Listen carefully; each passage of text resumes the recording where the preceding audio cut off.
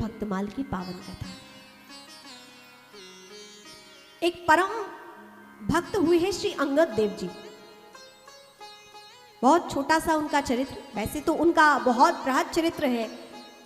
कहते हैं कि नानक जी ने, जो सिखों के गुरुदेव हैं,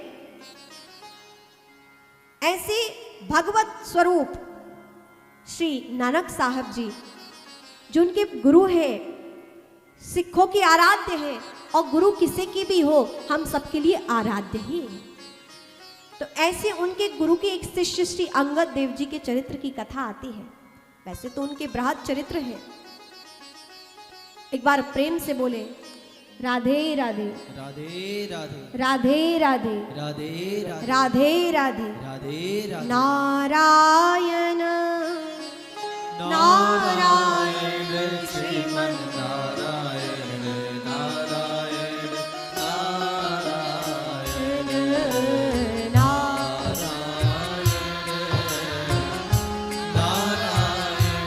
श्रीमन नारायण नारायण नारायण नारायण श्रीमन नारायण नारायण नारायण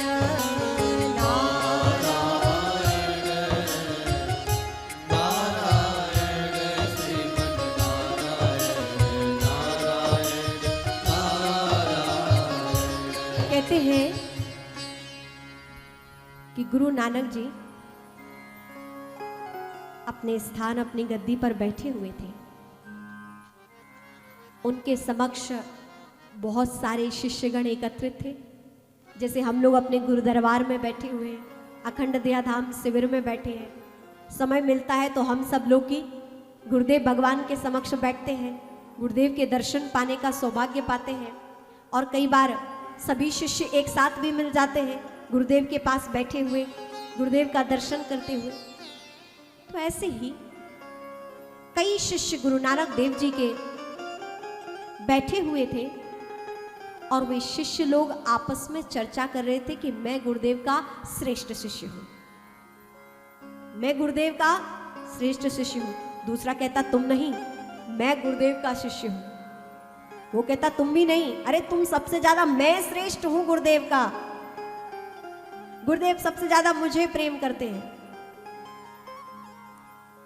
तो किसी ने कहा चलो नानक जी से ही पूछ लेते हैं कि वो किस शिष्य को प्रेम करते हैं, या उनके लिए सबसे श्रेष्ठ कौन सा शिष्य है। अभी कैसी विडंबना, गुरुदेव के लिए तो सभी बराबर हैं, और सभी शिष्य अपने अपने तरीके से गुरुदेव की सेवा करते हैं, उनकी भक्ति करते हैं। सभी शिष्य बैठे हुए थे। कई बार ऐसा भ्रम साधारण शिष्यों को भी हो जाता है कि गुरुदेव हमसे ज्यादा अधिक प्रेम करते हैं, या लगता है कि हमसे नहीं करते हैं, उनसे ज्यादा प्रेम करते हैं। होता है ना कभी कभी भ्रम, ऐसा होना मानव बुद्धि के कारण स्वाभाविक है। लेकिन सब लोग आपस में ऐसी चर्चा कर रहे थे, लेकिन किनारे पर एक असहाय सा व्यक्ति बैठा हुआ था, गुरुदेव का नाम स्मरण कर रहा था, जय गुरुदेव जय गुरुदेव जय गुरुदेव, जय सत साहिब, जय गुरुदेव जय गुरुदेव, बस गुरुदेव का नाम जप कर रहा था। तो शिष्य सभी गुरुदेव के पास आए तो कहा गुरुदेव आप बताइए कि आपका सबसे अच्छा श्रेष्ठ शिष्य कौन है। गुरुदेव नानक जी ने क्षण भर भी नहीं लगाया, और जो असहाय सा कोने में जय गुरुदेव कर रहा था, जिसकी बाहर से वेशभूषा बिल्कुल अच्छी नहीं थी, ऐसा लगता था कि कोई पागल सा है, बाल बिखरे हुए, मलिन सी पोशाक पहने जय गुरुदेव कर रहा था, किनारे बैठा हुआ उस शिष्य की ओर इंगित करते हुए गुरु नानक साहिब जी बोले वो मेरा श्रेष्ठ शिष्य है, वो मेरा। देखिए गुरुदेव की दृष्टि कहां गई, बैठे हुए इतने शिष्यों में नहीं, दूर दृष्टि, जो आवाज भी नहीं दिखाई दे रही थी कि वो जय गुरुदेव कह रहा है, लेकिन गुरुदेव तो अंतरात्मा से सब जानते हैं ना। गुरुदेव ने कहा वो मेरा प्रिय शिष्य है, वो मेरा श्रेष्ठ शिष्य है। सब चौंक गए कि वो फटीचर, वो मलिन से वस्त्रों को धारण किए हुए, गुरुदेव के समक्ष उपस्थित होने की कोई शोभा नहीं, कोई उसमें ढंग नहीं। किनारे पे बैठे हुए, कभी तो मैंने उसका गुरुदेव की सेवा करते हुए नहीं देखा, बस झाड़ू लगाता रहता है इधर उधर। गुरुदेव, आप उसे अपना श्रेष्ठ शिष्य मानते हो, हम आपसे 10-10, 20-20 साल से जुड़े हुए हैं, हम आपकी धन से सेवा करते हैं, हम आपकी तन से सेवा करते हैं, आपके आश्रम का ख्याल रखते हैं, इतना सब कुछ करते हैं, और आपने हम लोगों को श्रेष्ठ नहीं कहा। आपको कोने में बैठे हुए जो मलिन से वस्त्र पहने हुए, आप उसको कह रहे हो वो श्रेष्ठ शिष्य है। गुरु नानक जी ने कहा, देखो प्रिय शिष्यों, तुम कष्ट में ना हो, अभी तुम सब खुद ही कहोगे कि वास्तव में श्रेष्ठ शिष्य कौन है। कहा, नहीं गुरुदेव, आपको समाज में घोषित करना पड़ेगा कि हम सभी आपके श्रेष्ठ शिष्य हैं। वो नहीं है। वो क्या करता है? हम सब लोग कार्य करते हैं, आपकी सेवा करते हैं। गुरुदेव ने कहा, अच्छा ठीक है, तुम सब लोग कल आना। सभी लोग कल आए। गुरुदेव ने आदेश किया, उपस्थित हुए सब लोग, और एक बबूल के वृक्ष की ओर इशारा किया गुरुदेव ने और कहा कि जाओ आप लोग, उस बबूल के वृक्ष में काजू किशमिश बादाम उससे गिरेंगे, जाओ भर के ले आओ। क्या कहा? बबूल के वृक्ष से काजू किशमिश बादाम गिरेंगे, जाओ भर के ले आओ। सारे लोग खड़े रहे, कोई नहीं गया। अरे गुरुदेव, कैसी बात है, बबूल के वृक्ष से कोई काजू किशमिश बादाम गिरने वाले हैं? आप भी गुरुदेव कैसे कैसे आदेश देते हैं। कोई अच्छा सा कार्य कहिए, कहीं दान पुण्य करना हो या हमें कुछ सेवा करना हो, कोई पद ग्रहण करना हो, वो बताइए। ये कैसी सेवा हुई? काजू किशमिश कैसे गिर सकते बबूल के पेड़ से? और कोई नहीं गया। लेकिन किनारे पर बैठा हुआ जय गुरुदेव करता हुआ वह शिष्य, गुरुदेव जानते कि सबकी सेवा अपने अपने स्थान पर ठीक है। सामाजिक स्थिति को चलाने के लिए धन की आवश्यकता, आश्रम की व्यवस्था के लिए धन की आवश्यकता है, लेकिन यहां पर श्रेष्ठता, आध्यात्मिकता किस मायने में आकी जा रही है? कौन श्रेष्ठ? यहां गुरुदेव की दृष्टि से, आध्यात्म की दृष्टि से उस शिष्य को बुलाया, कहा जाओ उस बबूल के वृक्ष पर काजू किशमिश बादाम छुआरे पकवान गिरेंगे, उठा के लाओ। वह चला गया, वह नहीं खड़ा रहा, गया बबूल के पेड़ को हिलाया, कुछ नहीं गिरा। आ गया गुरुदेव के पास, कुछ नहीं कहा। मिले तुम्हें? कहते नहीं। अगले दिन फिर सब गुरुदेव की सेवा में आए। सब लोगों को फिर गुरुदेव ने कहा कि जाओ तुम सब लोग उसी वृक्ष के पास जाओ और वह पकवान जो गिरेंगे वो लेकर आना। आज फिर कोई नहीं गया, सबने मना कर दिया, ठीक मना कर दिया गुरुदेव को कि बबूल के वृक्ष से कुछ मिलेगा भला? हम नहीं जाएंगे गुरुदेव, खड़े रहे।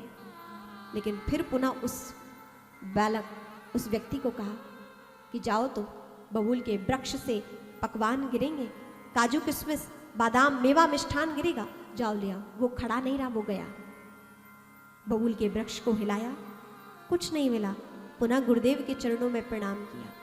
अगले दिन यही 3 दिन तक ये प्रक्रिया चलती रही, कोई और नहीं गए, लेकिन गुरुदेव का आदेश उसने पालन किया, उस व्यक्ति ने पालन किया।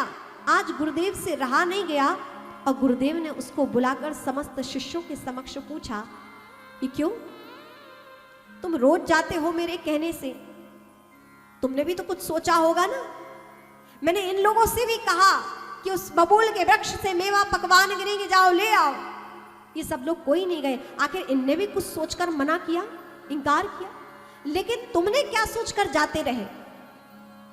इतनी समझ तो तुम में भी है ना कि बबूल के वृक्ष से काजू किशमिश बादाम नहीं गिरेंगे, पर तुम मेरे कहने से जाते कैसे रहे? क्या भाव था तुम्हारे मन में? क्यों जाते रहे? उस शिष्य ने कहा, गुरुदेव बात इतनी ही है,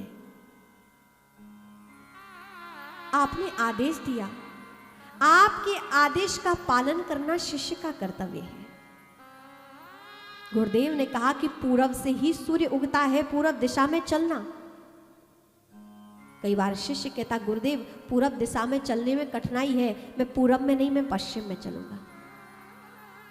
कई बार होता है कि इस मार्ग पर कठिनाई है गुरुदेव, मैं नहीं, मैं इस ओर चलूंगा। जहां गुरुदेव के कहने पर अपनी आपने बात अड़ाई, अपनी बात को आपने रखा, गुरुदेव की बात का महत्व नहीं समझा, वहीं से समझिए कि आपने ठीक नहीं किया। इस बात ने, क्योंकि गुरुदेव आपको एक दिशा ही नहीं देते हैं, आपके जीवन की दशा परिवर्तन करने का मार्ग देते हैं। आपके जीवन की दशा को बदलने के लिए गुरुदेव जो दिशा दे दे उस पे चलना चाहिए। जिस प्रकार डॉक्टर कभी कभी मीठी गोली नहीं कड़वी गोली भी देता है, क्योंकि उन्हें पता है कि आज मीठी गोली नहीं, आज कड़वी गोली देनी है। गुरुदेव भी जानते हैं कि हमें आज इसके कल्याण के लिए इसे कौन सी दिशा बतानी है, कौन सा पथ से प्रदर्शित करना है। और जहां शिष्य ने अपनी आनाकानी की या विवाद किया या तर्क वितर्क कुतर्क किया, वहीं से उसका पतन प्रारंभ हो जाता। गुरुदेव ने कहा कि तुम भी जाते थे, 3 दिन तक तुम भी गए हो बबूल वृक्ष के पास, तुम्हें तो कुछ नहीं मिला, फिर तुम क्यों जाते रहे? उस शिष्य ने कहा कि गुरुदेव, लोगों ने ये समझा कि काजू किशमिश बादाम ऐसे ही गिरेंगे बबूल वृक्ष से, पर मैंने सोचा कि आपकी आज्ञा मानकर मैं जाऊंगा। बबूल वृक्ष से तो काजू किशमिश बादाम नहीं मिलेंगे, लेकिन आपकी आज्ञा को पालन कर लिया तो पता नहीं कि वो मेवा मिष्ठान मुझे किस रूप में मिल जाए, वो मेवा मिष्ठान पकवान मुझे मेरे जीवन में किस रूप में मिल जाए। यही बस मानकर मैंने आपकी आज्ञा का पालन किया और 3 दिवस तक बबूल के वृक्ष को हिलाने का प्रयास किया। गुरुदेव कई बार ऐसी बात कहते हैं, ऐसी गूढ़ सूक्ष्म बात कहते हैं जो हमारी छोटी सी बुद्धि समझ नहीं पाती है। इसलिए गुरुदेव ने जो आदेश कर दिया उस पर तर्क वितर्क ना हो, क्योंकि उन्होंने किन गूढ़ रहस्यों को समझकर, किन हमारी जीवन के भविष्य को समझकर आज उन्होंने आदेश कर दिया। हमें आज समझ नहीं आ रहा है, लेकिन हमें बाद में समझ में आएगा। उस बालक ने कहा कि हे गुरुदेव, मुझे उस वृक्ष से तो पकवान गिरते हुए नहीं देखे मेवा मिष्ठान, लेकिन आपकी कृपा रूपी जो आशीर्वाद के रूप में जो मुझे मेवा पकवान मिल रहा है, मैंने कहां आज तक अपना किनारे में बैठे हुए जीवन बिता दिया, लेकिन आज सौभाग्य के इतने बड़े सदगुरु के समक्ष मुझे खड़े होने का सौभाग्य मिला है। किस रूप में मुझे वो मेवा मिष्ठान पकवान मिल जाए, ये तो आप ही जानते हैं गुरुवर। और उनका नाम कुछ और नहीं, वो परम सिद्ध भक्त संत बने जिनका नाम अंगद देव जी महाराज था। जो अंगद देव जी गुरु नानक जी के परम शिष्य बने और बाद में उनके कई आश्रमों का निर्माण हुआ और उनमें से एक आश्रम श्री अंगद देव जी ने संभाला। गुरुदेव ने अपना उत्तराधिकारी उन्हें बनाया और अंगद देव जी ने उनकी परंपरा को और भी आगे बढ़ाया। भी कोई और नहीं, श्री अंगद देव जी थे। इनका भी दिव्य चरित्र है, कैसे इनकी गुरु निष्ठा रही है, कैसे इन्होंने नाम निष्ठा रखी है। जीवन में गुरु निष्ठा, नाम निष्ठा होना परम आवश्यक है। गुरु के वचन पर यदि हमने विश्वास कर लिया तो वह गुरु ही है जो हमें संतों का मार्ग बताते हैं, वो भगवत भक्त को प्रकाशित कर देते हैं। क्योंकि वास्तव में गुरुजन हमें प्रभावित नहीं करते हैं। प्रभावित तो कोई विद्वान भी कर सकता है अपनी वाणी के माध्यम से, अपने चातुर्य से, लावण्य से, लेकिन गुरुदेव हमें प्रभावित नहीं करते हैं, गुरुदेव हमें प्रकाशित करते हैं। हमारे जीवन को उस सूर्य की भांति प्रकाशित कर देते हैं जो हमारा भविष्य, हमारा जीवन उज्जवल बन जाता है। तो हमें निरंतर इतने समय तक गुरुदेव की सन्निधि प्राप्त हुई है। कुछ क्षणों में ही हमें अपने पूज्य गुरुदेव भगवान के दर्शन होंगे। और देखिए, गुरुदेव का प्रवेश हो रहा है। सभी खड़े होकर पूज्य गुरुदेव भगवान का स्वागत करेंगे। बोलिए श्री सद्गुरुदेव भगवान की जय।